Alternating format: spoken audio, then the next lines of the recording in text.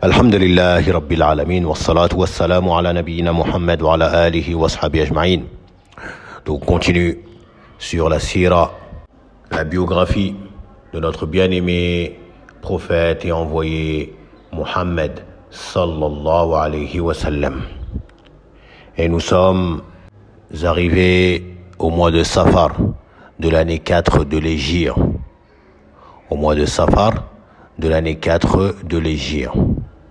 Et il y a cet événement triste qui va toucher le prophète sallallahu alayhi wa sallam après avoir déjà été touché par ce qui est arrivé quelques mois plus tôt durant la bataille de Uhud, celle où 70 des compagnons du prophète sallallahu alayhi wa sallam ont perdu la vie et sont morts martyrs. Et le prophète sallallahu alayhi wa sallam lui-même qui a été blessé à plusieurs endroits de son corps sallallahu alayhi wa sallam. C'est donc sur cette trace qu'un autre événement va se produire, attristant le prophète sallallahu alayhi wa sallam, à savoir une expédition qui a mal tourné, l'expédition de Ar-Raji'. Et cela suite à la venue de personnalités de deux tribus, qui sont la tribu de Adal et de Qarra, qui sont venus à la ville de Médine. Ils ont rencontré le prophète sallallahu alayhi wa sallam et ils lui ont dit qu'il y avait chez eux des personnes qui étaient converties à l'islam et qu'il fallait que le prophète sallallahu alayhi wa sallam leur envoie des hommes afin qu'ils les instruisent et qu'ils leur apprennent la religion d'Allah ainsi que le noble Coran al-Karim. Le prophète sallallahu alayhi wa sallam a vu cela comme une bonne chose, bien évidemment. Et cela nous prouve une fois de plus que le prophète sallallahu alayhi wa sallam ne connaît pas l'invisible. Il ne détient aucune part de la seigneurie, non plus de la divinité, sallallahu alayhi wa sallam. Mais c'est un être humain, comme tous les autres êtres humains, qui est touché par ceux par quoi ils sont touchés. Donc le prophète sallallahu alayhi wa sallam, ne s'imaginant pas que ces gens-là étaient en train de lui mentir, et même plus qu'ils étaient en train de lui tendre un piège, il a donc accepté leur demande et il a envoyé avec eux 10 hommes parmi ses compagnons, radiyallahu anhum. Et il a désigné comme chef de ce petit groupe le noble compagnon Asim ibn Thabit, radiyallahu anhu. Ils sont donc allés avec eux. Et durant leur voyage, lorsqu'ils sont arrivés, non loin de leur terre, vers cet endroit appelé Ar-Raji', qui était un point d'eau qui appartenait à une tribu appelée Hudayl, c'est là qu'ils ont tendu un piège aux compagnons du prophète sallallahu alayhi wa sallam. Et ils ont appelé les gens de la tribu de Hudayl afin qu'ils viennent les assister pour capturer les compagnons du prophète sallallahu alayhi wa sallam et les faire prisonniers. Donc les gens de cette tribu de Hudayl sont venus et ils ont encerclé les compagnons du prophète sallallahu alayhi wa sallam alors qu'ils n'étaient point véritablement armés, car ils n'étaient pas sortis pour une expédition, pour une bataille. Et combat s'en est suivi et ils les ont tués. Plutôt, ils ont tué 7 d'entre eux, dont leur chef Asim ibn Thabit al-Ansari, radiyallahu anhu. Quant aux 3 autres qui s'étaient réfugiés et opposaient une résistance, ils leur ont promis que s'ils se rendaient et se livraient, eh bien, ils ne leur feraient aucun mal et qu'ils les laisseraient. Et les 3 sont donc descendus. Et à leur grande surprise, ce n'était qu'une tromperie de plus. Lorsqu'ils se sont rendus, ils ont tenté de les ligoter solidement. Le 3e, ayant compris que c'était une tromperie et une trahison de plus, n'a pas voulu se laisser faire et ils l'ont tué. Quant aux 2 autres, ils ont pu les attacher et les ligoter solidement, à savoir les deux compagnons Zaydou ibn Dathinna radiallahu anhu ainsi que Khubayb ibn Adi radiallahu anhu. Donc ils les ont attachés solidement et les ont amenés avec eux afin d'aller les vendre dans les marchés de la Mecque aux associateurs de la Mecque qui se feraient un grand plaisir de les acheter afin de se venger de ceux qu'ils ont subis comme tuerie lors de la bataille de Badr. Et c'est ce qui s'est passé. Ils sont allés et les ont vendus aux mécréants de la Mecque qui les ont fait prisonniers. Puis, après un commun accord, ils se sont mis d'accord pour mettre à mort le noble compagnon Khubayb ibn Adi radiallahu anhu. Pour ce faire, ils ont décidé qu'il fallait le sortir de l'enceinte sacrée de la Mecque, car le considérant comme impur, il ne peut être tué dans l'enceinte sacrée de la Mecque. A'udhu billah. Voilà ce dont ils pensaient, de ceux qu'Allah avait purifié leur cœur, ainsi que leur corps. Radiallahu anhu. Donc, ils sont sortis avec lui, à l'extérieur du territoire sacré de la Mecque. Et avant qu'il ne le tue, il a demandé la permission de pouvoir faire 2 unités de prière, 2 raka'at. Et il nous a accordé cette permission. Il s'est donc levé et il a commencé à prier. Bien qu'il voulait allonger cette prière, il s'est mis à l'alléger, à la raccourcir. Et lorsqu'il a terminé sa prière, il leur a dit tout bonnement: si ce n'était que je craignais que vous dites que j'ai allongé ma prière de peur de la mort, eh bien je l'aurais allongée. Et sur cela, Abu Sufyan lui a dit: oh Khubayb, n'aimerais-tu pas être actuellement parmi les tiens, dans la sécurité, au milieu de ta famille, alors que Mohammed soit ici et que nous lui tranchons la tête? Et Khubayb lui a répondu directement: par Allah, je n'aimerais pas être parmi les miens, dans cette sécurité et ce confort, alors que Mohammed se trouve également parmi les siens et qu'une épine viendrait à le toucher. Dans le sens, comment voudrez-vous que j'aimerais qu'il soit ici à ma place et moi en toute sécurité, alors que même à Médine, je ne souhaite même pas qu'une épine lui touche. Et c'est de ce genre de paroles qu'Abu Sufyan a entendu, qu'il s'est dit: je n'ai jamais vu des hommes aimer autant un homme que les compagnons de Mohammed aiment Mohammed sallallahu alayhi wa sallam. Bien évidemment, Abu Sufyan était un associateur à cette époque-là et il se convertira par la suite, radiallahu anhu. Sur ces derniers mots, ils l'ont tué et ils l'ont crucifié sur un tronc d'arbre. Et pire encore, ils ont assigné un homme afin qu'il garde son corps, accroché, un gardien, afin que personne ne puisse venir le décrocher et le retirer de cet endroit, afin que cela soit une sorte d'avertissement et une punition à tous les compagnons du prophète sallallahu alayhi wa sallam. Entre-temps, le prophète sallallahu alayhi wa sallam avait envoyé le noble compagnon Amr ibn Umayya radiallahu anhu afin d'aller tirer des informations à la Mecque. Il était venu en tant qu'espion. Il est mentionné qu'il est rentré de nuit, qu'il a fait le tawaf et qu'il sillonnait les rues de la Mecque. Il espérait trouver des informations et il est tombé sur le corps de Khubayb radiallahu anhu, mort et accroché. Et il a vu qu'il y avait un gardien qui surveillait le corps. Et il a attendu un moment d'inattention de ce gardien. Puis il a sauté sur l'occasion et il a décroché le corps de son frère et compagnon du prophète sallallahu alayhi wa sallam, Khubayb. Il l'a emmené avec lui et il l'a enterré. Radiallahu anhuma. Quant au deuxième compagnon, à savoir Zaydou ibn Dathinna, radiallahu anhu, eh bien, c'est Safwan ibn Umayya qu'il l'avait acheté et il l'a tué pour se venger de la mort de son père qui fut tué lors de la bataille de Badr. Donc voilà ce qui est arrivé après la bataille de Uhud à 10 parmi les compagnons du prophète sallallahu alayhi wa sallam qui ont tous trouvé la mort.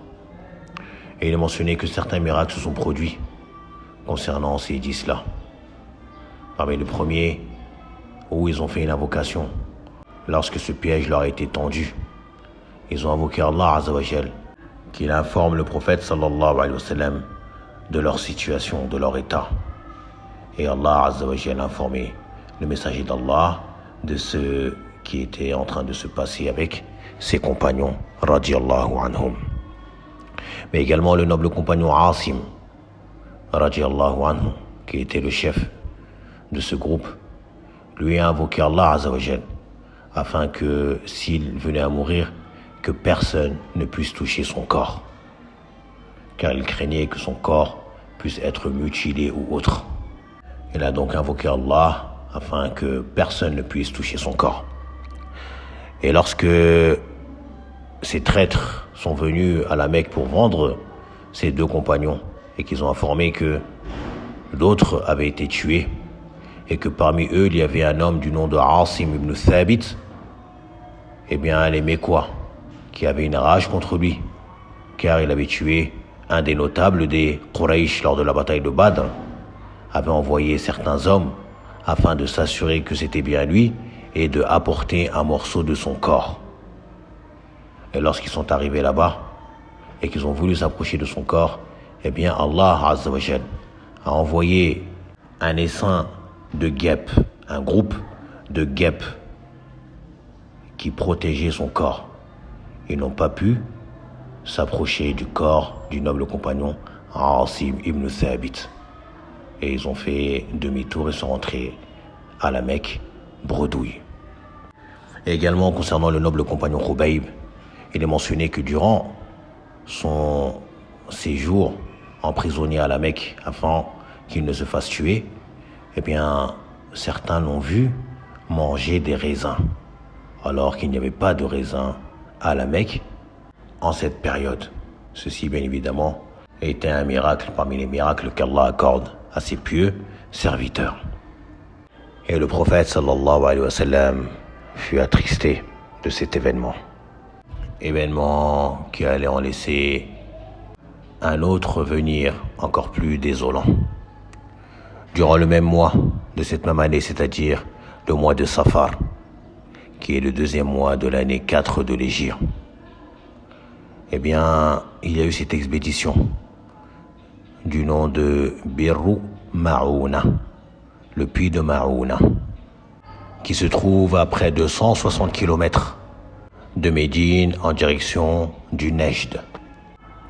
Et cette expédition fait suite à la venue d'un homme appelé Abul Barra, qui est venu à la ville de Médine et a rencontré le prophète sallallahu alayhi wa sallam, qui l'a invité à l'islam.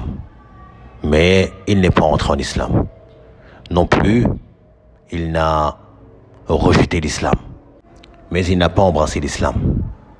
Et il a dit au messager d'Allah sallallahu alayhi wa sallam, Ya Rasulallah, si tu envoyais certains de tes compagnons aux habitants du Najd, qui est cette région au centre de l'Arabie, une région qui à cette époque était remplie d'ennemis du messager d'Allah sallallahu alayhi wa sallam et des ennemis de son prêche, qui est l'appel au tawhid, l'adoration d'Allah seul et la condamnation de tout ce qui est adoré en dehors d'Allah.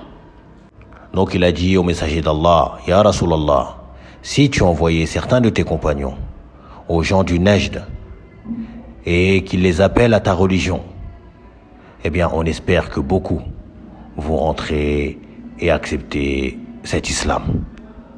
Le prophète sallallahu alayhi wa sallam lui a répondu directement qu'il craignait pour ses compagnons, les gens du Najd, de par ce qu'ils savaient de leur animosité, de leur inimitié envers le messager d'Allah sallallahu alayhi wa sallam, ainsi que son prêche au tawhid. Et là, cet homme Abul Barra a voulu rassurer le prophète sallallahu alayhi wa sallam en disant qu'il serait un protecteur pour eux, qu'il serait lui un protecteur pour eux, et que eux entreraient là-bas sous sa protection. Sur cela, le prophète sallallahu alayhi wa sallam a envoyé 70 hommes parmi les meilleurs des compagnons, radiyallahu anhum. Parmi les meilleurs qui se connaissaient en le livre d'Allah Azza wa Jal, que ce soit en récitation, mais également en connaissance des sens et des jugements qui découlent de ce livre. Et il a placé à leur tête, en tant que commandant, le noble compagnon Al-Mundhiru ibn Amr, celui qui était surnommé Al-Mu'aniq al-Yamut, celui dont on a mentionné durant la bataille de Uhud, comme celui qui s'empressait vers le martyr. Radiyallahu anhu. Il est mentionné que ces hommes, ses compagnons, ces 70, radiyallahu anhum, durant la journée, ils ramassaient du bois qu'ils vendaient afin de se nourrir. Et ils passaient la nuit en prière ou en récitation du Coran al-Karim. Et ils sont arrivés à cet endroit, proche du puits de Ma'ouna. Ils ont fait une halte à cet endroit, dans ce territoire hostile à l'islam et aux musulmans. Puis ils ont envoyé un des leurs, à savoir Haram ibn Milhan, radiyallahu anhu, avec une lettre du messager d'Allah sallallahu alayhi wa sallam qui était destinée à l'ennemi d'Allah et l'ennemi du messager d'Allah sallallahu alayhi wa sallam, à savoir Amiru ibn Tufayl, qui était un mécréant, arrogant, orgueilleux et insolent, qui avait fait la rencontre du messager d'Allah sallallahu alayhi wa sallam. Le prophète sallallahu alayhi wa sallam l'ayant appelé à l'islam, il a refusé.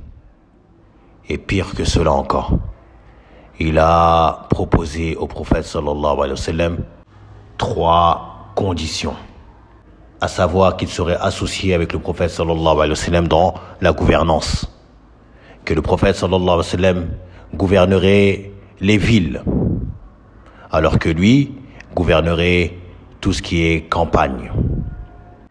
La deuxième condition est qu'il serait lui celui que le prophète sallallahu alayhi wa sallam va désigner comme calife après lui, qui va lui succéder. C'est-à-dire qu'après la mort du prophète sallallahu alayhi wa sallam, eh bien c'est lui qui sera le calife. Il a mis cela également comme condition. Et il a terminé la troisième en disant: c'est ceci et cela, ou alors je réunis contre toi 1000 et 1000 hommes. Et on vient et on va t'attaquer. Et il s'en est allé. Donc vous voyez un peu son orgueil, son arrogance et son insolence envers le messager d'Allah sallallahu alayhi wa sallam.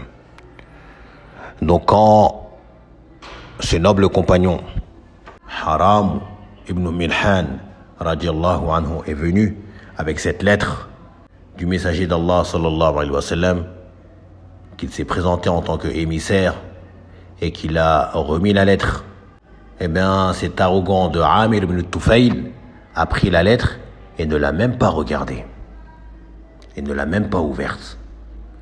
Directement, il a ordonné qu'on tue Haram, le noble compagnon Haram. Et un homme parmi les gardes de Amir ibn Tufayl qui se trouvait derrière lui a directement enfourché sa lance dans le dos du noble compagnon Haram. Elle est sortie par son ventre et il a mis sa main, il a vu le sang. Et qu'est-ce qu'il a dit? Allahu Akbar. Fustu wa Rabbil Kaaba. Il a proclamé la grandeur d'Allah et il a dit: j'ai gagné par le Seigneur de la Kaaba. Et il est tombé mort. Radiyallahu anhu. Cet homme qui l'a tué, qui s'appelait Jabbaru ibn Shayma, lui-même raconte que cette parole a retenti dans sa tête et dans son cœur. Et il s'est mis plus tard à demander aux gens, en leur mentionnant ce qui s'est passé. Et je ne comprends pas. Comment peut-il dire une telle parole alors que c'est moi qui l'ai tué, c'est moi qui ai gagné. Il est mort et moi je suis vivant. Et on lui a dit que ce n'est pas tel que tu le crois. il a gagné le martyre. Et il fait partie des gens du paradis. Donc lorsqu'on l'a informé de cela bien plus tard, il s'est converti à l'islam. Il est rentré en islam. Donc après la mort de ce noble compagnon émissaire de ce groupe, ce tyran Amir ibn Tufayl a ameuté les différentes tribus afin d'aller attaquer le restant des hommes qui étaient restés à l'arrière. Et une des tribus, à savoir la tribu de Bani Amir, ont refusé du fait que ces hommes étaient sous la protection de Abu Barra. Quant aux autres, comme Bani Sulaym, ainsi que Usayya, Wari'al, Zakwan, ils ont répondu à l'appel et ils sont allés encercler les compagnons du messager d'Allah sallallahu alayhi wa sallam et ils les ont combattus et les ont tués du premier au dernier.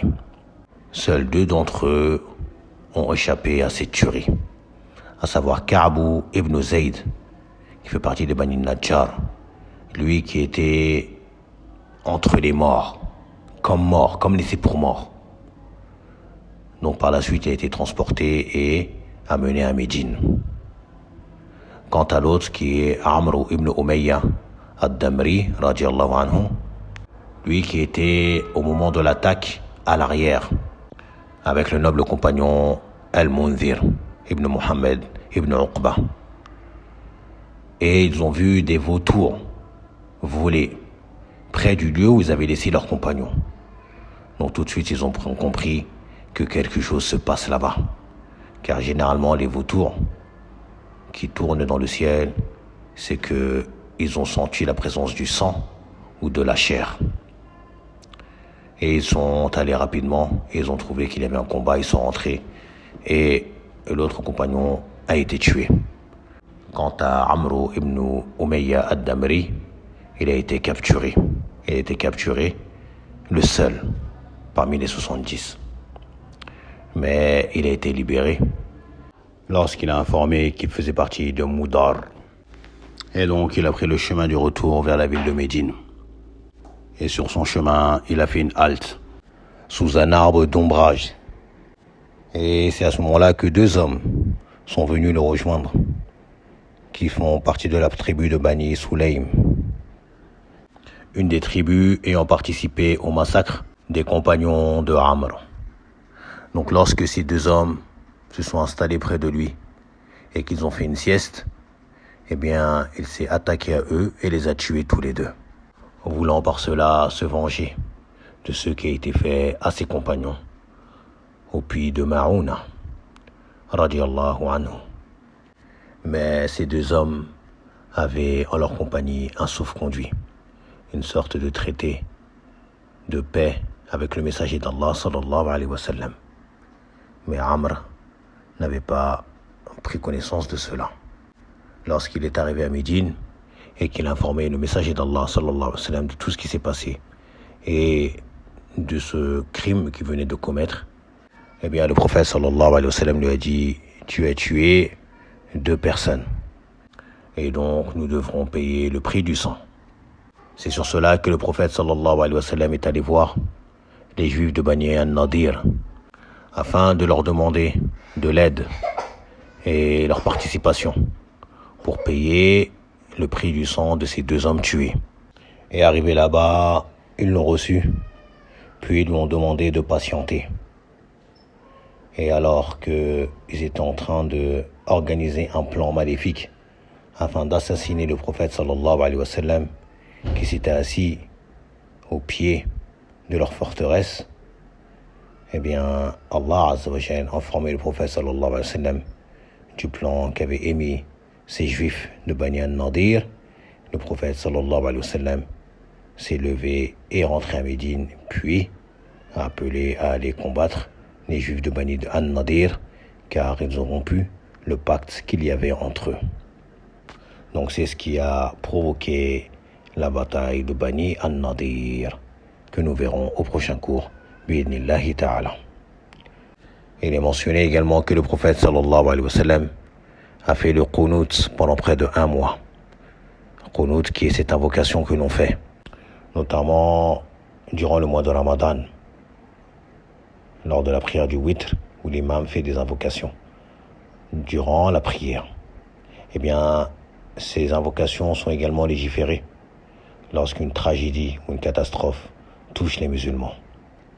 Et le prophète sallallahu alayhi wa sallam, ayant été touché par cette tragédie de la tuerie de ces 70 savants du livre d'Allah, Al-Qurra, parmi les meilleurs des compagnons, le prophète sallallahu alayhi wa sallam a fait le qunut pendant près de 1 mois.